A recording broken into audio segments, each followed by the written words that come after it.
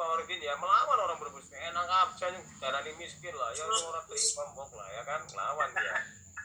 Nah, kalau kita lihat sekarang kemiskinan itu ya secara nasional memang mengalami penurunan, tapi nggak tahu kalau di Brebes Pak Waridin apakah menurun dari bapak ke anaknya atau gimana ini Pak.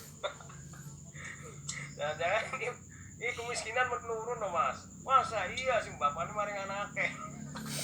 Kenapa? Karena di lapangan Pak Marudin banyak penerima bansos itu ya itu kakaknya itu apa kartu BST-nya itu kartu turun temurun dari bapak ke anaknya, bahkan dipecah gitu supaya tetap menerima BST. Wah ini ada Pak, ini data lama, ini data yang terbaru Mas El ya. Kemiskinan kita ini naik nih. Ini di 2019 Presiden Jokowi pernah mengatakan dengan bangga bahwa kemiskinan kita mengalami penurunan menjadi satu digit. Oh, seneng kan? Dihantam pandemi naik lagi sekarang. Ini Maret 2021 sudah 10,14%. Pasti di Brebes juga naik ya, pasti. Ya Pak Waridin ya, pasti naik ini di Brebes. Nggak mungkin kalau nggak naik ya. Nah sekarang kita lihat ya Bapak Ibu. Nah ini ya datanya kemiskinan itu ya, jadi sempat turun ya, kemudian naik lagi, ya kan, biasa lah Bapak Ibu, kayak baterai handphone lah, kadang naik kadang turun.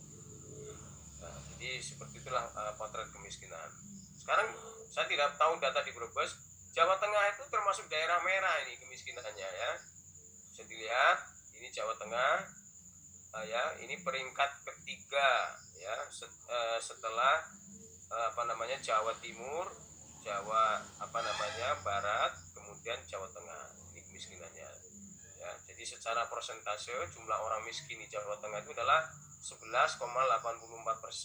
Nah dari 11,84% ini kata Pak Bambang, Brebes itu penyumbang, salah satu penyumbang ya Pak Marudin ya, salah satu penyumbang, saya nggak tahu tertinggi apa terbesar ini. Nah jadi itu ya Bapak Ibu sekalian saya hormati. Kemudian apa sih sebenarnya kalau kita lihat sebenarnya sekalian, orang miskin di negara kita ini dari mulai dalam kandungan itu sudah ditanggung negara ya Mas Munawir ya. PKH itu kan untuk ibu hamil ada kan, coba masih di dalam kandungan sudah ditanggung negara. Kemudian lahir bayi menyusui ditanggung negara, sekolah juga begitu ya kan. Kalau kita lihat ini ya dari mulai kita lihat misalnya ini dari usia usia dini ya, ini sudah ditanggung negara ya, ada PAUD ya, kemudian ada guru-gurunya dipenuhi ya. Sekarang yang paling enak nih jadi guru, jadi tenaga pendidik, sudah disuntik vaksin 2 kali, sekolahnya WFH, dapat tunjangan sertifikasi. Wah, perlu mempelopori bagaimana vaksinasi bagi tenaga kesejahteraan sosial di Brebes. Ini penting nih, karena tenaga kesehatan sosial di Brebes itu yang berhadapan dengan masyarakat malah nggak divaksin-vaksin, jangan sampai malah kena gitu. Alhamdulillah untuk PPKH sudah Pak Fauzan. Alhamdulillah sudah ya. Nah kemudian ini ya dari mulai SD, SMP terus sampai pada usia lansia pun negara kita tuh menanggung masalah kemiskinan ini, tanggung negara ya. Mengapa BST itu banyak diperuntukkan untuk para lansia? Namun ya PPNT ya, namun temuan di lapangan ya banyak para lansia kita yang istilahnya mereka secara pendidikan itu rendah ya, buta huruf, sehingga apa yang terjadi? Yang terjadi seperti kasus di Malang ya, di Tangerang, PIK-nya dikasihkan ke pendamping, orang yang sudah meninggal tidak dilaporkan. Di Malang kan begitu itu, orang yang sudah meninggal tetap diterima aja kartunya, jadi tiap bulan dia dapat selama berapa tahun dari 2017. Nah ini jadi sebenarnya kalau kita lihat di sini ya, kita itu sudah pemerintah sudah melakukan program bagaimana penanggulangan kemiskinan itu. Nah termasuk misalnya ada program kalau di Kementerian Sosial ada program keluarga harapan bansos ya, ada program sembako untuk 15,6 juta KPM, PKH ya untuk 6 juta KPM, 60,2% tahun 3 subsidi listrik ya. Nanti tahun 2022 Mas El ada program subsidi gas LPG coba. Nah, jadi kita tuh sebenarnya listrik disubsidi, alat pertanian disubsidi, pulsa kuota dikasih, ada dana bos ya, dan sebagainya lah. Pertanyaannya kenapa masih miskin lah, ini yang menurut saya menjadi menarik untuk dikaji ya, mengapa Brebes kok masih seperti itu kan gitu. Tapi sekalian saya hormati, nah ini usaha yang dilakukan oleh pemerintah. Kalau kita lihat karakteristik penduduk dengan kemiskinan ekstrim itu lebih banyak tidak bekerja, artinya apa, mereka nganggur ya, nganggur, mangan turu kemu, jaloknya mangan enak ya kan, ngerokok udut ya udah berat. Ini 16% dibanding penduduk Indonesia. Jadi orang yang nganggur di Indonesia adalah 13,3%, nah ini 16 lebih tinggi. Lebih banyak yang bekerja di pertanian lah ini. Saya kira di Brebes ini saya yakin paling banyak itu sektor pertanian, dan petaninya adalah petani penggara bukan petani pemilik. Nah ini sehingga kemudian kalau kita lihat mengapa di Brebes itu banyak yang miskin, karena bekerja di sektor pertanian itu. Kemudian di samping itu ada bantuan Presiden Produktif Usaha Mikro BPUM dalam tahap 1 ya. Ini di sini juga ada fasilitas pemberian izin ya, usaha mikro yang mendapat fasilitas standarisasi dan sertifikasi produk. Nah ini diantara beberapa program upaya penanggulangan kemiskinan. Ada juga dari Kementerian Pertanian, itu program bantuan sarana prasarana, sarpras ya, bantuan bibit, pupuk dan sebagainya. Bapak Ibu sekalian saya hormati, kemudian yang berikutnya kalau kita lihat ya, ini beberapa bantuan yang dilakukan oleh Kementerian Sosial pada masa PPKM darurat pandemi ya. Ini kalau kita lihat anggarannya sangat besar sekali ya. Jadi bantuan beras bulog itu 10 kg per KPM, sasarannya 28,8 juta KPM ya. Jadi semua penerima PKH, penerima kartu sembako atau BPJS dan BST dapat beras semua ya. Ini anggarannya 3,58 triliun. Jadi bukan jumlah yang sedikit ini.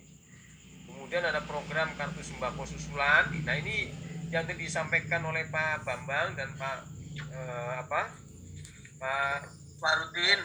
Ya, Pak Warudin, saya kira ini sebenarnya program kartu sembako susulan Pemda ini bisa. Jadi usulan daerah non penerima kartu sembako BST. Nah ini periodenya adalah 6 bulan, yakni 200.000 per KPM per bulan. Ini ada tanda tambahan. Jadi artinya ini bisa diajukan Pak. Gitu. Ya, kemudian ada bantuan beras ya 5 kg, targetnya adalah 128 kabupaten kota di Jawa Bali. Brebes saya kira masuk di sini ya. 3.000 paket 5 kg untuk 122 kabupaten kota, 6.000 paket 5 kg untuk 6 ibu kota provinsi. Nah, ini sumbernya adalah anggaran hibah langsung dalam negeri. Jadi artinya bahwa upaya yang dilakukan oleh pemerintah ini untuk mengatasi pandemi ini sudah semaksimal mungkin dilakukan. Bapak Ibu sekalian saya hormati, berikutnya adalah ini kalau kita lihat perkembangan terbaru ya. Jadi kalau Bapak Ibu sebagai pendamping, sebagai TKSK bisa menjelaskan kepada masyarakat bahwa Kementerian Sosial itu bukanlah orang yang menyediakan barang. Nah ini berbeda dengan yang lama ya. Kita itu ya, Kementerian Sosial itu tugasnya adalah penyiapan data penerima, meminta Kemenkyu menyiapkan anggaran, meminta Perum Bulog melakukan penyaluran cadangan beras pemerintah. Itu Kementerian Keuangan, Kementerian Sosial. Saya terus saja mohon maaf ya, saya dapat banyak sekali WA, SMS minta supaya Pak Kozan mau ikut tender beras ini sebagainya. Wah ini yang ngajak seperti ini berarti dia belum tahu informasi bahwa Kemensos tidak main-main hal kayak gitu lagi. Dulu memang awal pandemi ya, Bapak Ibu juga tahu ya, ada ikut tender dan sebagainya pengadaan sembako ya, kemudian berdampak pada ya menteri yang lama yang kemudian sekarang menunggu keputusan dari pengadilan. Jadi kan dampaknya seperti itu. Jadi kalau Bapak Ibu misalnya ingin tahu kualitas berasnya buruk dan sebagainya, bisa ke Perum Bulog. Kenapa berasnya seperti ini dan sebagainya. Nah, jadi kemudian ada juga ini ada ini adalah operasi dapur umum ya. Saya kemarin banyak beberapa membantu orang-orang dari daerah yang mereka itu mengalami isoman ya, isolasi mandiri. Mereka hanya mendapatkan bantuan pangan siap saji ya. Nah Nah sekarang jadi masalah bagaimana tantangan dalam penyaluran bansos. Betul Pak tadi, validitas data penerima bansos. Nah, tadi saya kira sama yang disampaikan oleh Pak Bambang dan juga Pak Warudin, ini validitas ganda nik 21 ganda, nik ganda, nama dan alamat tidak bankable. Misalnya begini, kalau ini kan jelas Nela Rohmani, jelas. Ada orang namanya cuma TI, itu gimana? Huruf T dan huruf I. Begitu dicek namanya benar nggak? Benar namanya TI. Jadi kita pernah melakukan itu Pak Bambang. Jadi Ibu Menteri itu kalau mengurusi masalah data ini, Mas EM itu menterinya dari lintas kementerian lembaga diundang, dari Himbara, BNI, BRI, Mandiri, ya kemudian PTN, sekarang ditambah Bank Syariah Indonesia diundang. Kemudian dari OJK, dari Bank Indonesia, Kejaksaan Agung, KPK, Polri, Baris Krim Mabes Polri, Dagri, Dukcapil, semua diundang. Ini kenapa seperti itu kok bisa terjadi? Nah, ini. Sehingga kayak tadi, misalnya ada orang namanya TI, kenapa tidak dicairkan oleh bank? Bank berdalih bahwa aturan nama itu minimal 3 huruf. Nah, kalau orangnya namanya cuma 2 huruf, masa dia nggak dapat bantuan gara-gara namanya 2 huruf? Dicek betul oleh Dukcapil nama itu seperti itu. Nah, terus bagaimana? Dirubah regulasinya. Ada lagi orang misalnya namanya Nela itu N3L4. Nah, kan bacanya Nela. Dia bacanya Napit angka 70, bahasanya Napit 10. Nah, itu juga uangnya nggak bisa cair. Karena apa? Wah ini nggak sesuai dan sebagainya. Padahal memang orang itu namanya Napit 10, tapi nulis angka dan huruf kayak paspor kan itu kan. Ya, Mas Leo, ya, L3O, ya kan Leo bacanya kan gitu. Nah, nama-nama dulu kan suka begitu. Jadi ini contoh Bapak sekalian. Dan alamat tidak bankable, misalnya alamatnya jalan titik, RW-nya nggak ada, sehingga bank nggak mau terima, ini kok namanya begini, atau desa apa tapi nggak jelas dicari nggak ada. SDM penerima bansos masih banyak yang buta huruf, tidak tepat sasaran, ya bukan orang miskin dan menggunakan dana bukan untuk keuntungannya, misalnya beli rokok. Jadi oleh karena itu saya nggak tahu kalau pendampingnya orang rokok, jangan-jangan Bapak Ibu nanti nawari rokok ke penerima PKH ya. Jadi ini banyak orang yang seperti itu. Kemarin kita melakukan pelacakan di Jawa Timur ya Mas El, itu ada penerima bansos, mereka itu punya istri 2.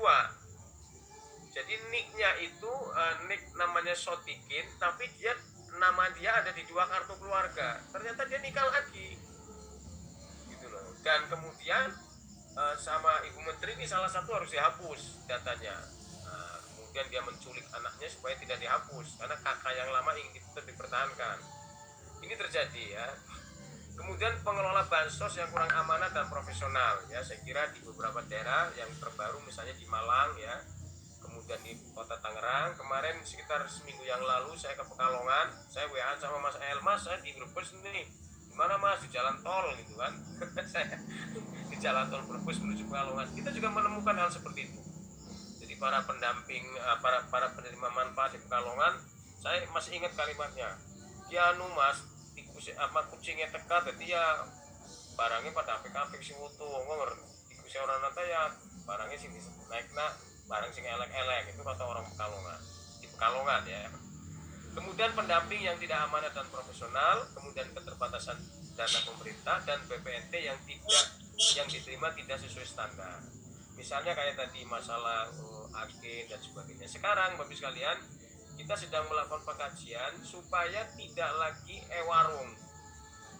Ya, artinya hanya warung tertentu. Misalnya warungnya Mas Leo, ya, warungnya Mas Ismawan, yang terdaftar di warung. Nanti warung siapapun bisa selama dia terdaftar, sehingga apa, orang bisa mendapatkan penerima manfaat bisa mendapatkan harga yang lebih kompetitif. Nah, jadi ini strategi bagaimana kita supaya menghindari yang tadi permasalahan yang di lapangan. Kenapa? Karena memang betul Bapak sekalian, banyak yang nakal ya, seperti di Tenggamus itu ternyata yang main adalah mantan bupati. Sekarang yang jadi bupati istrinya. Jadi semua dikendalikan oleh perusahaannya mantan bupatinya. Dalam Dia tidak pernah ditangkap KPK. Ini contoh ya di Tanggamus Lampung. Jadi karena itu ini tentu tidak mudah Bapak Ibu, karena jangan lupa yang melawan juga banyak ya Bapak Ibu sekalian. Nah tentu kita berharap pada masa pandemi ini adalah bagaimana wabah COVID ini segera berlalu, pengelola bansos semakin amanah dan profesional, penyaluran bansos tepat sasaran dan digunakan sebagai mestinya, BPNT yang diterima orang miskin sesuai standar, kemiskinan turunan, dan anggaran pemerintah semakin kuat. Saya kira begitu Mas El sebagai namanya apa ini pemantik ya.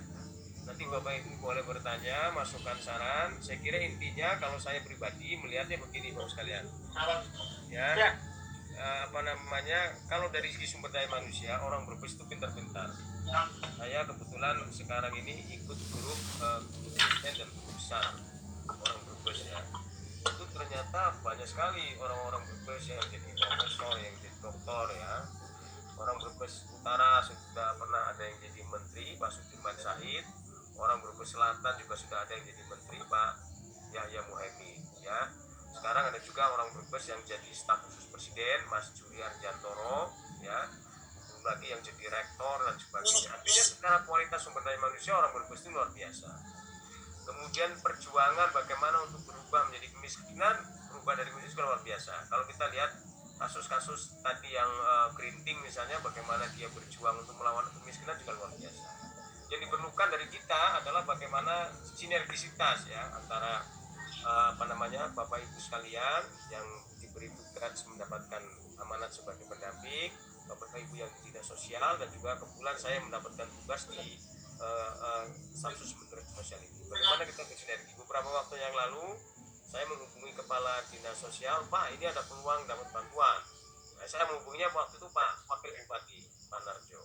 Silakan Pak. Kemudian Pak dinas sosial menghubungi saya. Ini contoh. Jadi salah satu problem kemiskinan itu adalah masalah akses ya kan? Akses untuk mendapatkan peluang yang lebih besar itu salah satu problem. Maka saya tentu senang sekali kalau Bapak Ibu bisa memberikan masukan, saran yang konstruktif, yang solutif untuk perbaikan ke depannya. Kemudian saya kira kalau memang mau menyelesaikan persoalan ini tidak bisa cukup sekali pertemuan Mas El. Ya, mungkin kita nanti bisa berkala berapa 3 bulan sekali. Kalau tiap minggu nanti bosen lah. Tiap hari kan, ya mungkin 3 bulan sekali ya. Data